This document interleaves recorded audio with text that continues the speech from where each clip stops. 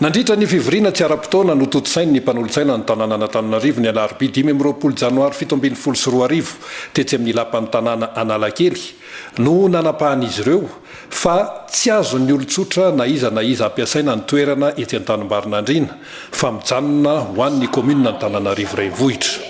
Toerana izay efa voasokajy fa vakoka. Teo no nanaovan'ny mpanjakavavy tamin'ny fotoanandrony fambolem-bary ka izay no nahatonga ny anarana hoe Atambarinandriana.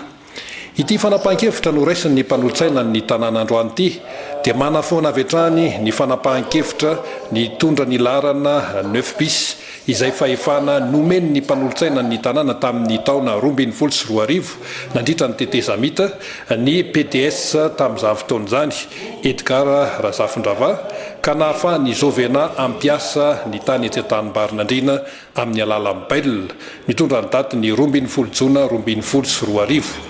Tsara manamarika fa ireo mpanolotsaina nanapa-kevitra androany ny isa 7 dia niray feo tamin'ity fanapahan-kevitra ity tsy ahafahan'ny olon-tsotra ampiasa izany tany izany.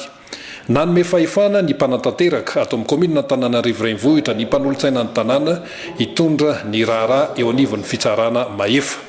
Nofanan'ny mpanolotsaina ny vorandroany koa ny fanapahan-kevitra ny mpanolotsaina ny tanàna tamin'ny taona 2019 ny varotra ny ampahatany etsy Antaninarenina mirefy 540 metatra toradroa tamin'ny olon-tsotra.